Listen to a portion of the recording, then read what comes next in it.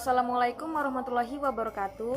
Nama saya Cendana Fidola Pasa Ambarsari dari Universitas Mulia, Fakultas Ilmu Komputer. Di sini saya akan mempresentasikan mengenai sikap berkomunikasi dan teknik bicara efektif. Mata kuliah Komunikasi Publik. Definisi komunikasi dan sikap berkomunikasi. Pengertian komunikasi adalah suatu proses di mana seseorang dan beberapa orang, kelompok, organisasi, dan masyarakat dalam menciptakan dan menggunakan informasi agar terhubung dengan lingkungan dan orang lain. Seperti contoh, terdapat seseorang yang ingin menyampaikan pesan atau sebuah informasi kepada lawan bicaranya. Dan itulah yang disebut proses komunikasi, di mana seseorang itu menciptakan sebuah informasi atau memberikan sebuah informasi kepada orang lain. Sikap berkomunikasi. Pengertian sikap berkomunikasi adalah komponen yang terkait pada diri komunikator yang akan menentukan keberhasilan dan keefektifan komunikasi. Jadi, orang yang berkomunikasi dalam melakukan komunikasinya dapat meningkatkan atau bahkan melemahkan suatu hubungan dengan pasangan komunikasinya. Terdapat 3 sikap dalam berkomunikasi. Yang pertama adalah sikap submisif, yaitu suatu sikap yang cenderung menyetujui pendapat orang lain tanpa mengungkapkan pendapatnya sendiri, atau sering mengiyakan segala permintaan orang lain. Sikap ini memiliki ciri biasanya ragu-ragu dalam bertindak dan dalam berbicara. Yang kedua adalah sikap asertif, yaitu cara penyampaian gagasan secara terbuka. Sikap ini memiliki ciri-ciri berani, positif, penuh keyakinan dengan segala sesuatu apa yang dilakukannya dan segala sesuatu apa yang dikatakannya. Yang ketiga adalah sikap agresif, sikap berperilaku dogmatis.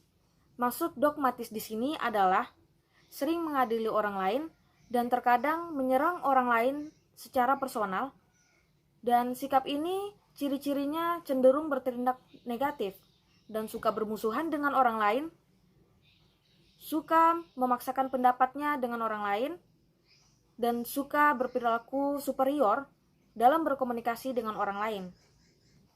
Dari ketiga sifat tersebut, sikap yang paling baik adalah sikap asertif. Mengapa sikap asertif? Karena sikap asertif memiliki ciri-ciri berani atau rasa percaya diri, positif terhadap orang lain, dan memungkinkan orang lain untuk merespon secara spontan.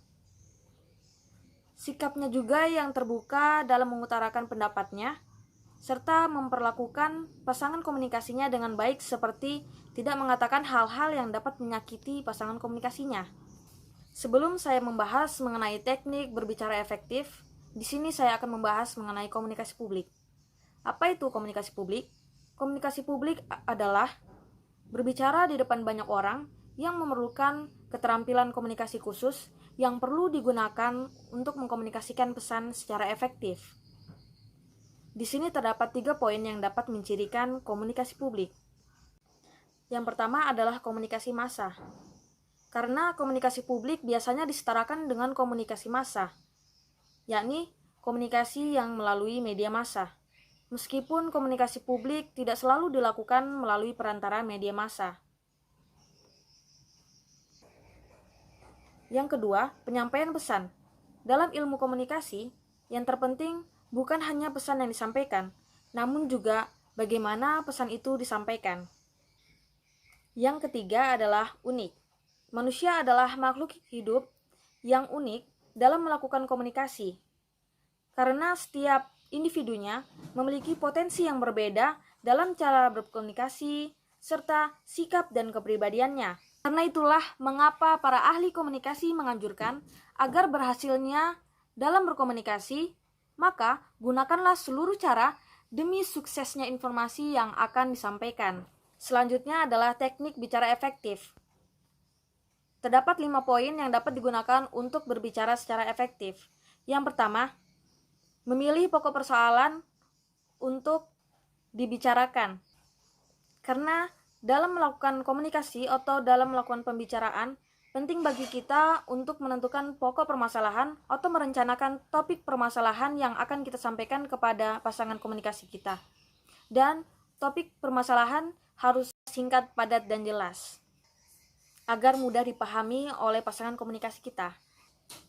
Yang kedua adalah berbicara diiringi dengan bantuan gerak-gerik. Bantuan gerak-gerik seperti gerakan tangan maupun gerakan badan memiliki nilai tambahan untuk informasi yang sedang kita sampaikan, sehingga informasi yang kita sedang sampaikan dapat terlihat lebih menarik dan mudah dipahami oleh lawan bicara kita. Yang ketiga, menyesuaikan situasi terhadap lawan bicara dengan baik. Belum melakukan pembicaraan, penting bagi kita untuk mengetahui situasi yang sedang terjadi saat itu, sehingga kita dapat menyesuaikan situasi yang sesuai dengan lawan bicara kita dan pembicaraan akan berjalan dengan baik. Yang keempat, menghargai dan menghormati lawan bicara dengan baik.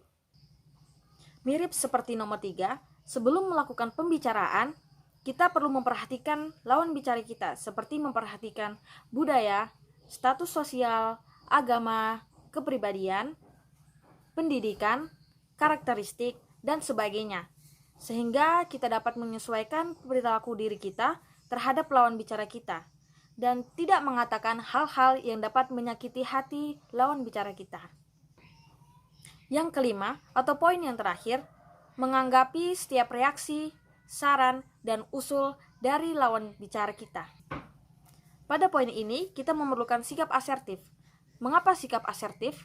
Karena seperti yang kita sebutkan dari presentasi sebelumnya, sikap asertif memiliki ciri-ciri positif terhadap orang lain, rasa percaya diri, sikap terbuka dalam mengutarakan pendapat, memperlakukan pasangan bicara dengan baik, sehingga kita dapat menghargai dan menghormati lawan bicara kita. Dan ini akan meningkatkan hubungan kita terhadap lawan bicara kita. Demikian presentasi dari saya. Saya mohon maaf jika ada kesalahan. Saya ucapkan terima kasih telah menonton video saya. Wassalamualaikum warahmatullahi wabarakatuh.